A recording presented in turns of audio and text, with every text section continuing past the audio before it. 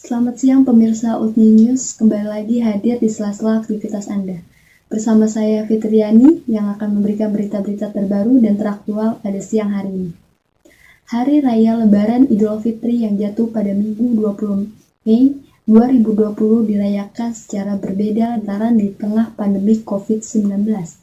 Hal ini dikarenakan saat ini pemerintah tengah melakukan berbagai upaya untuk mencegah penyebaran virus COVID-19 dengan menerapkan sosial berskala besar atau yang bisa disebut PSBB. Meningkatnya kondisi tersebut, perayaan Lebaran 2020 ini hanya disemarakan dengan cara virtual. Berikut yang akan dilakukan oleh seorang mahasiswa yang akan menceritakan suasana Lebaran dengan silaturahmi virtual dengan menggunakan aplikasi khusus telepon seluler. Silaturahmi virtual ini dilakukan untuk berkomunikasi dengan keluarga jauhnya di luar kota guna menyemarakan perayaan Lebaran Idul Fitri 1441 Hijriah. Saudara, perayaan Idul Fitri di tengah kondisi pandemi COVID-19, Menteri Agama menghimbau sholat Idul Fitri dilakukan di rumah saja. Dua warga Indonesia yang positif terinfeksi virus corona disebut... Ya, pemirsa, mewabahnya virus corona, maksud kami... Saudara, korban meninggal karena virus corona bertambah menjadi... Apa yang bisa kita lakukan untuk mencegah penyebaran virus corona?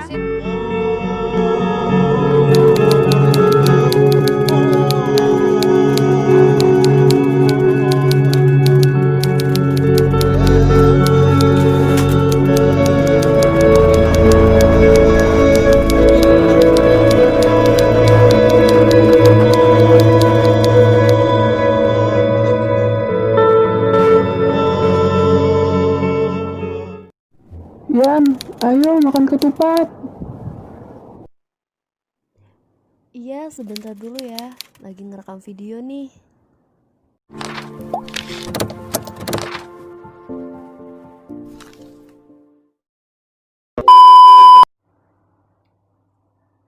Halo, assalamualaikum semuanya. Perkenalkan, nama aku Yani. Aku mahasiswi dari Universitas Swasta di Jakarta, Universitas Satya Negara Indonesia. Nah, Fakultas Ilmu Sosial Politik, jurusan Ilmu Komunikasi. Nah, jadi aku bikin vlog ini untuk membagi cerita dan membagi pengalaman ke teman-teman semua. Nah, vlog ini itu bertugas dari mata kuliah teknik penyiaran TV dan radio. Karena kita lagi dirumahkan saja, jadi kuliahnya diganti dengan e-learning atau pembuatan video yang berhubungan tentang penyiaran. Nah, jadi aku pengen bahas tentang hari ini hari Lebaran ya. Sebelumnya aku mengucapkan minal aidin wal faizin, mohon maaf lahir dan batin. Kalau ada salah-salah kata, mohon maaf semuanya. Nah, jadi di video kali ini aku pengen ngebahas tentang Lebaran di tengah-tengah pandemi COVID-19 nih. Nah, sebelumnya juga kan kita udah melewati, itu sangat terasa sekali bagi umat muslim semua. Nah, buat aku sendiri Lebaran kali ini kurang berkesan, tapi bakalan diinget selalu. Semoga ini sekali seumur hidup kita aja buat ada di posisi seperti ini. Semoga COVID-19 ini segera selesai dan segera hilang di Indonesia. Semoga kita semua bisa menjalani aktivitas, bisa berjumpa lagi nih sama semua rekan-rekan, teman-teman, ataupun saudara. Nah, di Lebaran kali ini sangat berbeda sekali dengan Lebaran tahun lalu. Nah, kenapa sangat berbeda? Karena adanya PSBB, social distancing, dan dirumahkan saja. Nah, PSBB itu adalah pembatasan sosial berskala besar. Nah, demi memutus rantai COVID-19 ini, pemerintah menganjurkan untuk tidak lebaran ke rumah sanak saudara. Jadi kita yang lebaran tuh di rumah aja. Nah, sebelumnya juga kan Ramadan kita tidak bisa menjalankan sholat-sholat tarawih di masjid atau di musola. Nah, di lebaran kali ini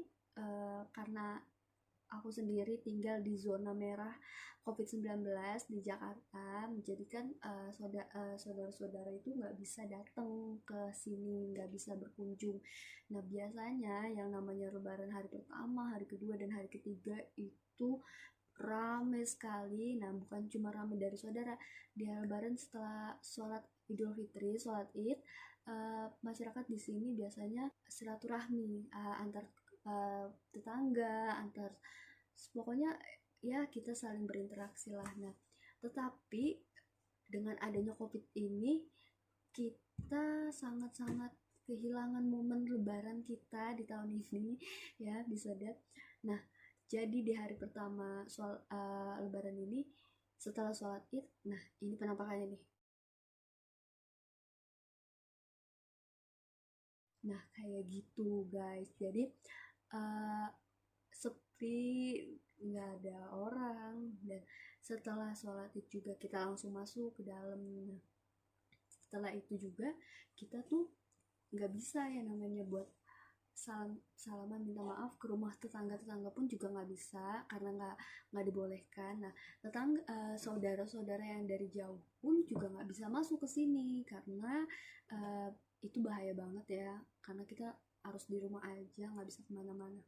Nah, dan sedihnya lagi ya, di lebaran kali ini kita sekeluarga mempunyai rencana untuk mudik ke Sumatera Barat, ke kampung halaman di Padang Pariaman. Tapi karena adanya COVID-19 ini, semua jadi tertunda dan tidak bisa mudik karena pemerintah memberi himbauan kepada masyarakat semua untuk tidak mudik di tahun 2020 ini untuk memutus rantai penyebaran COVID-19. Nah, kenapa ya masih ada yang bandel nih sama yang kayak keluar aja, seperti masa bodoh dengan adanya ini COVID-19 ini. Nah, kita bisa lihat jelas ya, banyak sekali anak-anak yang tidak mematuhi peraturan pemerintah ini. Nah, jadi aku kan di rumah itu sering banget ya namanya tuh buat belanja mingguan atau belanja bulanan itu ke supermarket. Tapi dengan peraturan kesehatan ya, untuk keluar rumah itu memakai masker, membawa hand sanitizer dan lain sebagainya yang sudah diimbau oleh tenaga medis dan kesehatan untuk bersih. Nah, jadi setelah sebelum lebaran ini banyak sekali seperti kafe, seperti tempat makan yang sudah mulai berbuka gitu. Dan di kafe tersebut mayoritasnya itu anak muda dan bergerombolan. Nah, kita bisa lihat sendiri nih, gimana virusnya mau berhenti, gimana virusnya mau selesai kalau kitanya sendiri itu tidak mematuhi peraturan pemerintah dan tenaga kesehatan. Nah, mungkin saya bisa memaklumi dengan di rumah aja, seperti kita yang masih berkuliah, masih sekolah atau masih hidup bersama orang tua, belum punya pekerjaan, lebih baik kita di rumah aja. Nah, tetapi ada beberapa masyarakat atau saudara-saudara kita yang masih mencari nafkah di luar sana. Nah, kita bisa lihat sendiri. Nah, kalau misalnya tidak ada keperluan di luar rumah, sebaiknya kita buat tetap di rumah aja nih, nggak usah keluar-keluar, nggak usah buat nongkrong-nongkrong dulu sama teman-teman. Nanti itu bisa nanti-nanti aja. Soalnya penyebaran itu sangat cepat. Dengan kita aja di supermarket itu, di saat kita berdiri ya, itu harus berjaga jarak 1,5 meter atau 1 meter. Nah, nggak boleh berdekatan karena itu sangat berbahaya sekali untuk sangat cepat untuk penyebaran si COVID-19 ini. Nah, apalagi bergerombolan duduk di satu tempat ya, Nah, terus dan kita tuh kayak, hello anak muda yang suka update status di rumah aja atau lain sebagainya. Wah, ini memang sangat bosan, amat sangat bosan. Tetapi kita menghimbau semua untuk selalu mematuhi peraturan dari pemerintah dan tenaga medis, karena sangat sedih sekali ya saya melihat berita di online maupun di televisi sendiri, berapa banyak tenaga medis yang berjuang untuk COVID-19 ini, dan mayoritas muslim. Dia itu nggak bisa pulang, pertama di saat hari raya, dan kedua dia nggak bisa ketemu sama keluarga dan anak-anaknya ataupun istrinya, karena dia harus di sana 24 jam nggak bisa pulang. Karena mereka nggak egois, nggak kayak orang-orang yang suka keluar bergerombolan, karena dia mikir kalau di saat gue pulang nanti gue bakal nyebarin virus, atau anak-anak gue terkena virus, atau saudara-saudara gue atau orang tua gue terkena virus. Nah, itu sangat sedih banget. Nah, dan sedihnya lagi nih, kemarin ada berita yang tentang pembukaan mall belanja baju gitu, buat baju hari raya, dan itu banyak banget bergerumunan massa di dalamnya. Nah, ini tuh sedih banget sih, aku sebenarnya ngeliatnya sedih banget, karena gimana ya, kita aja nih tenaga medis yang berkata ya cukuplah uangnya buat beli baju, tapi dia tidak se-egois kita yang harus mementingkan baju lebaran demi sehari itu aja gitu. Jadi gimana ya, aku pikir di saat seperti ini bukan waktunya yang tepat untuk berbelanja, berkeluar rumah. Nah, semakin banyak korban, semakin tidak mau mendengarnya masyarakat dengan himbauan-himbauan ini, semakin banyak penyebaran COVID-19 ini. Dan semoga yang menonton video ini selalu diberikan kesehatan, sehat walafiat oleh Allah Subhanahu wa Ta'ala. Semoga kita dan keluarga selalu dilindungi dan dijauhi dari mara bahaya dan penyakit-penyakit lainnya. Nah, sebelumnya saya mau ucapin makasih banget yang udah nonton, dan makasih banget yang udah mau mendengarkan cerita ini, dan terus semoga kita semua selalu mematuhi peraturan pemerintah dan tenaga kesehatan seperti itu, karena kita pun sudah lelah dan sudah capek dengan keadaan yang seperti ini. Kita mohon sekali kepada warga-warga yang masih keluar rumah ya, Lebaran kali ini memang tidak enak sama sekali dan dirasakan sangat aneh sekali, karena tanpa ada sanak saudara ataupun kita bisa berkunjung kemana-mana. Nah, kan biasanya kan hal Lebaran itu kita biasanya keluarga itu kan, nggak saya doang sih, mungkin lain juga seperti itu, seperti ke rumah saudara, wisata atau jalan-jalan kemana-mana. Tapi karena adanya COVID-19 ini, kita nggak bisa jalan-jalan dan keluar rumah, dan nggak bisa pergi kemana-mana. Dan yang sedihnya, dan terima kasih banget buat kalian yang sudah di rumah saja, dan semoga kalian dikasih kesehatan yang lebih dan lebih lagi. Dan hebat buat kalian yang nggak mudik. Dan kedua, buat kalian yang jauh dari keluarga dan orang tua, kalian orang-orang hebat dan tidak mudik pergi. Sekian dari saya, Nur Fitriani. Berita berikutnya adalah gerai restoran milik artis tanah air Ruben Onsu yang namanya sedang ramai pada saat ini sedang dalam masalah. Kepemilikan nama ayam geprek Bensu dengan ayam geprek Bensu memiliki banyak kesamaan. Seorang mahasiswa yang mereview makanannya ini memberikan kritikan rasa dan kualitas pada makanan yang sedang ramai diperbincangkan pada saat ini. Kasus ini sudah sampai ke media.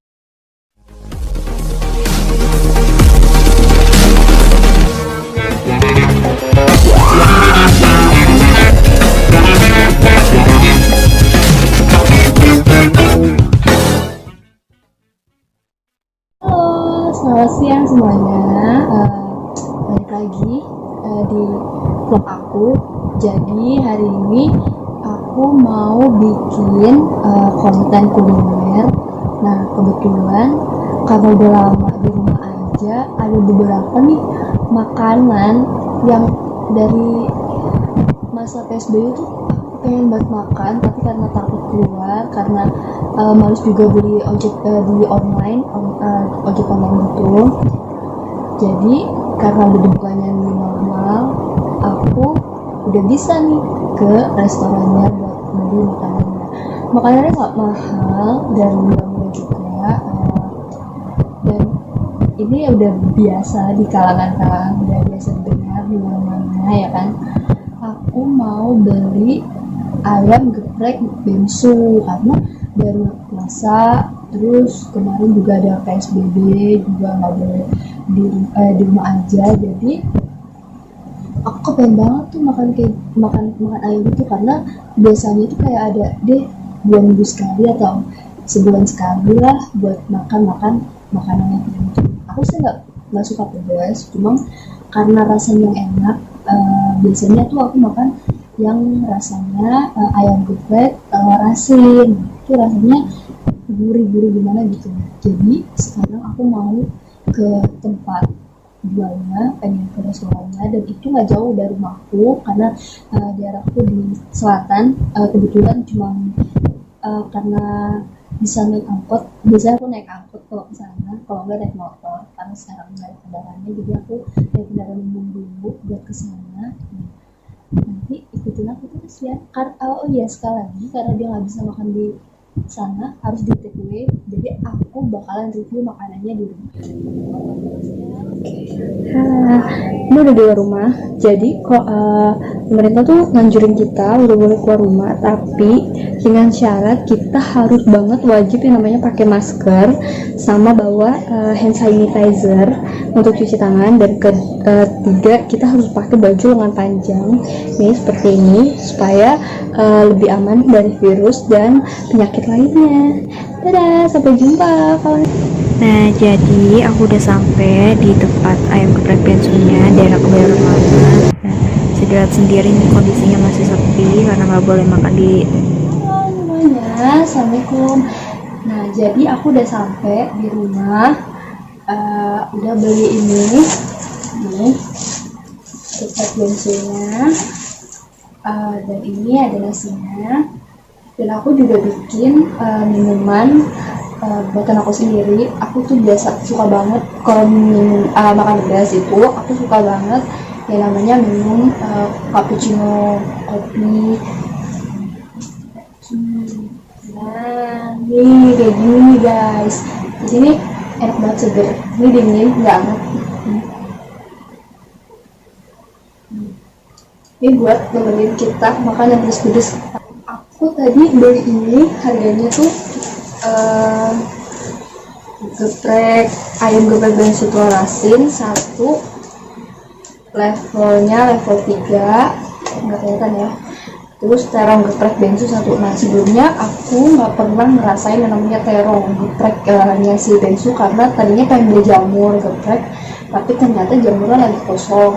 Nah, terus tadi tuh kenapa nggak buat makan di sana aja, karena kan view-nya lebih bagus atau lebih meresapi cita rasanya dia. Ternyata di restorannya itu nggak bisa nerima makan di tempat, harus di take away ke rumah.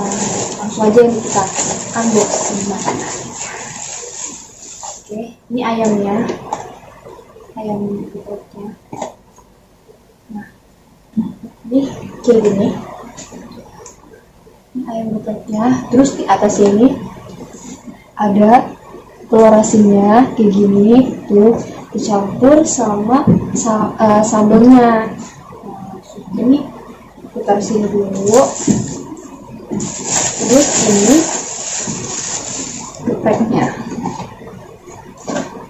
gepreknya kayak gini. Aku tuh kurang suka karena tadi tuh ada minumnya tempe sama tahu doang, sama sini kan ada bakso, ada telur ceplok gitu. Nah, tapi aku mau cobain yang jamur. Oke, sebelumnya aku mau kuncir rambut dulu karena gerah kalau pengen makan ribet.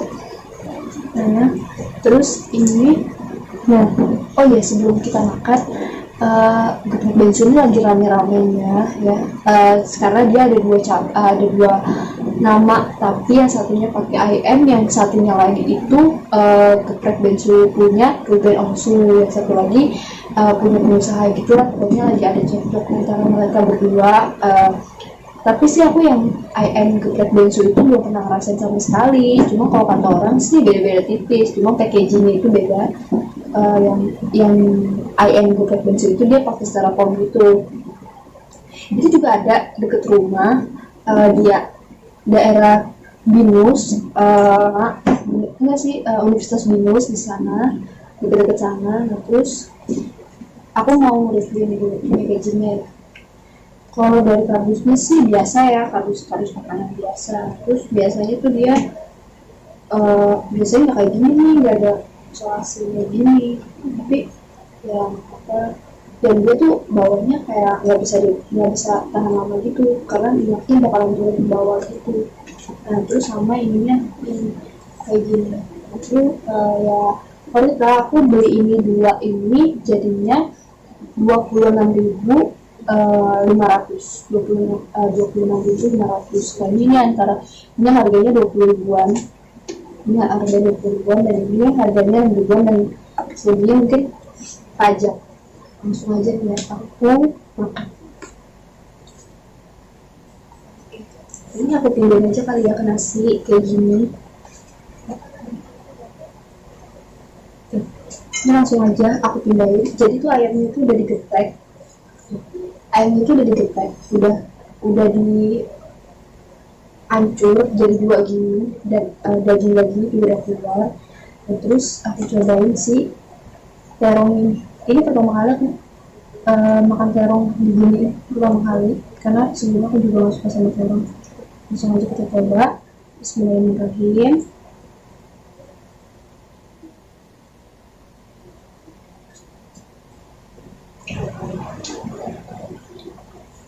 Kayaknya enak, tapi tuh karena dia udah dingin gitu, jadi kayak agak benyek-benyek gitu ya.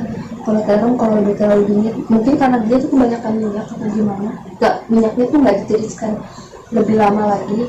Dan dia tuh di terong ini dia tuh ada tekstur kayak semacam tepung ayam gitu, jadi kayak ada rasa-rasa tepung ayam ini. Gimana?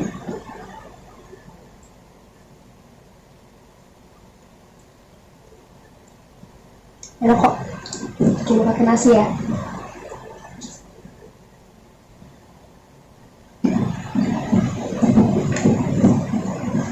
Aku kangen banget makan ini karena udah lama banget. Karena aku gak suka banget pedas, karena kalau misalnya aku makan pedas itu kayak mut-mutan gitu, kayak makan pedas hari ini atau enggak gitu. Nah, terus sekarang kita coba si ayamnya. Ayamnya ini biasa ya, nggak panas gitu, nggak biasa aja, nggak panas aja.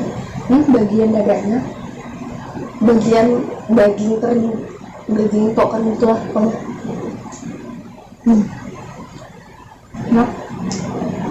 Enak banget. Ini aku colekin ke si sausnya.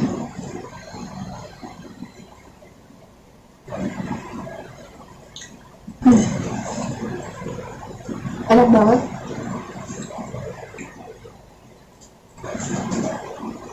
Ya, ini ada. Tadi dia beberapa sih aku lihat di menu makanannya, dia ada si ini baru, menu makanan baru namanya PSBB gitu, kayaknya paket lengkap gitu antara nasi, ayam, terus sama chicken kayak nugget gitu. Terus ada pakai combo-kombonya lah, ada minuman sekalian.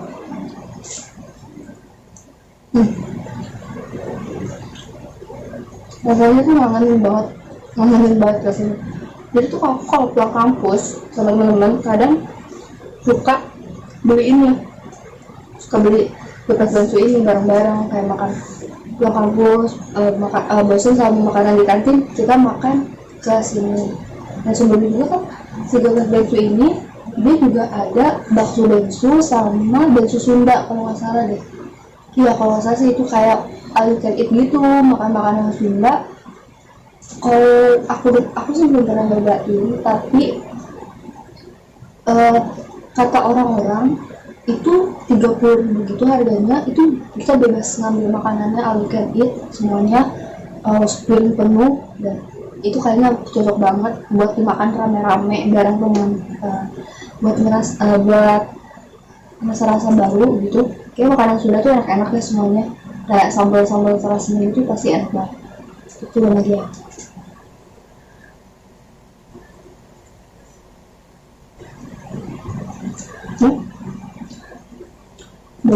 Jadi ini bagian tulangnya, bagian dagingnya itu udah kepisah, dan ini sambalnya. Cobain ya, semoga aku cobain.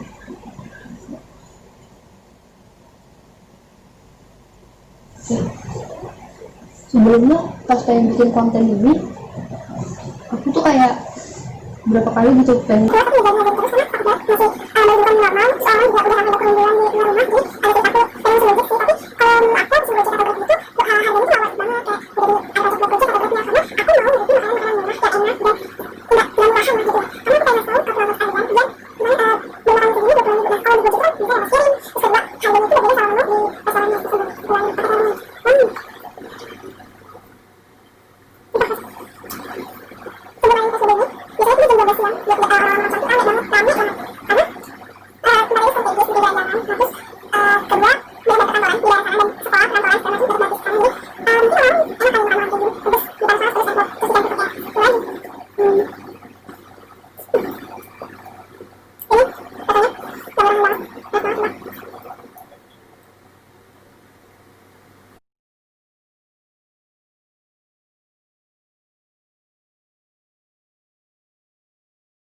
sudah habis, tinggal tulang-tulangnya aja.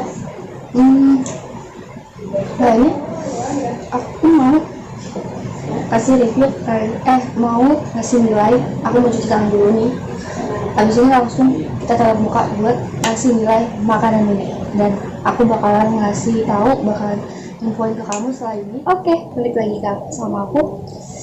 Jadi aku udah nyobain si geprek bensunya yang telur asin level 3. Pedes banget, sumpah, tapi enak, worth it banget buat dicobain di rumah, bareng teman-teman, bareng keluarga, enak banget. Dan apalagi tuh kayak orang yang suka pedas itu tuh bisa sampai ada yang level 15 gitu. Jadi jangan lupa cobain, dia cabangnya di mana-mana banyak, dan juga rasanya, dan kalian boleh cobain sesuai kebutuhan kalian dan keinginan kalian juga. Nah, aku mau ngasih nilai buat si ayam geprek dan si terong gepreknya. Nah, kalau dari 10, buat ayamnya aku kasih nilai 8 karena dia itu kurang crispy, terus aku juga